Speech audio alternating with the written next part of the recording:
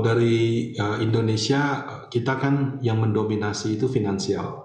Tidak hanya di pasar modal, tapi juga di sektor real, di mana kebanyakan daripada kredit ya, yang disalurkan ke masyarakat itu masih oleh perbankan.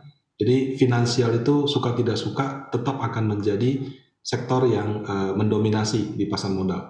Dan kalau misalnya ekonomi kita bagus, biasanya kinerja perusahaan keuangan, terutama empat bank besar kita juga akan sejalan. Jadi finansial selalu yang menjadi utama. Nah, kemudian kalau tahun ini saya juga melihat adanya uh, dari pandemi beralih menjadi endemi, kegiatan masyarakat sudah normal. Nah, itu menurut saya akan menguntungkan bagi semua sektor. Karena ketika konsumsi normal, belanja normal, travel normal, konser itu terjual habis gitu ya. Tiketnya walaupun ditambah harinya juga tetap terjual habis. Nah, itu menunjukkan masyarakat sudah mulai berani belanja, sehingga harusnya semua sektor itu naik. Nah, sekarang kalau dari sisi manajer investasi, tinggal kita pintar saja memilih-milih mana yang valuasinya sedang murah.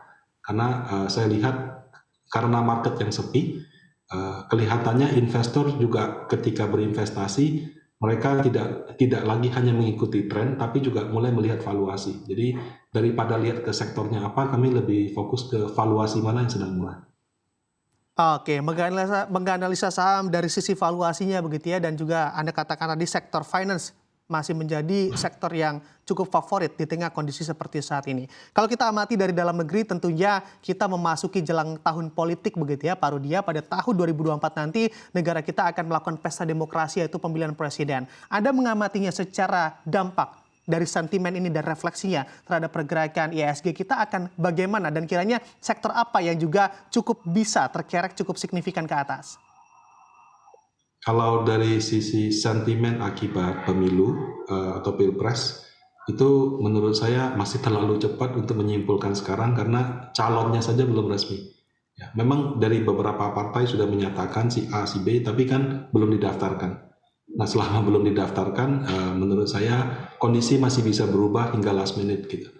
Nah, kemudian yang kedua, secara ekonomi menurut saya pribadi, pemilu itu harusnya pengaruh ke IHSG itu bisa dibilang korelasinya langsung nggak ada. Tapi mungkin mempengaruhi psikologis daripada investor. Dimana kalau misalkan ada dua pasangan yang mungkin suaranya mendekati, dan kemudian mungkin menyebabkan antara A dan B terjadi persaingan yang cukup ketat gitu ya, itu akan menyebabkan pasar WNC. Tapi kalau misalkan tidak ada seperti itu, jadi ibaratnya konsepnya kurang lebih sama, cuma mungkin kita pilih A atau pilih B saja. Mungkin itu tidak menyebabkan psikologis investor menjadi tidak WNC, karena tergantung calonnya lah. Kalau misalnya calonnya A dan B itu beda 180 derajat, nah itu dikhawatirkan kalau misalnya yang menang yang sebaliknya itu membuat orang lebih WNC. Tapi kalau misalnya yang berlaga adalah yang prinsipnya kurang lebih sama, cuma beda cara saja, menurut saya tidak mempengaruhi psikologis. Nah, kalau terkait sektor, ya ada yang bilang kalau di pemilu, sektor media atau apa, menurut saya juga mungkin terlalu dipaksakan ya, karena kan orang beriklan tidak hanya pada saat pemilu kan, hari-hari biasa juga beriklan. Iklan sekarang juga kita lihat banyak di sosial media ya, yang mungkin tidak dimiliki oleh perusahaan-perusahaan di Indonesia. Instagram misalnya, TikTok, itu kan tidak ada perusahaan di Indonesia yang menjadi pemilik daripada perusahaan itu. Kalau orang beriklan di situ kan belum tentu juga menguntungkan bagi perusahaan media di Indonesia.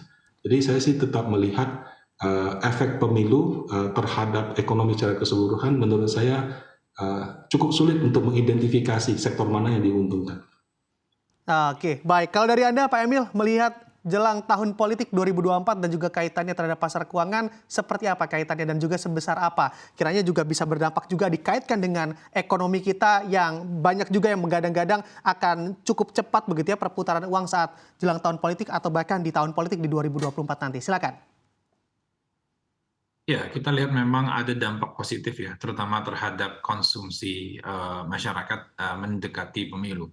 Karena kalau misalkan kita lihat dari anggaran pemerintah saja, itu dari APBN misalkan, sudah dianggarkan 76,6 triliun itu untuk pemilu, itu yang akan di-disburse oleh pemerintah, dana operasional. Jadi untuk operasional KPU, Bawaslu, kemudian nanti ada berbagai sistem pemilu di seluruh Indonesia, yang mana 22 triliunnya itu akan keluar di tahun ini. Jadi sebagian dari dana pemilu itu memang sudah mulai dijalankan untuk operasional KPU dan Bawaslu. Ini saja kalau kita lihat setidaknya uang yang keluar dari APBN ini kan langsung ditransfer ke lembaga dan langsung dibelanjakan. Ini pasti akan meningkatkan konsumsi dan belum lagi nanti ketika sudah berjalan masa kampanye. Karena akan keluar uang bukan hanya dari kantong APBN tapi juga dari kantong partai dan juga paslon yang melakukan kampanye dan aktivitas kampanye itu sendiri kan pasti membutuhkan sumber daya. Dan kita lihat ini akan positif bagi konsumsi masyarakat. Tapi di sisi lain juga, ketika menjelang pemilu itu biasanya ada tren di mana investasi itu melambat.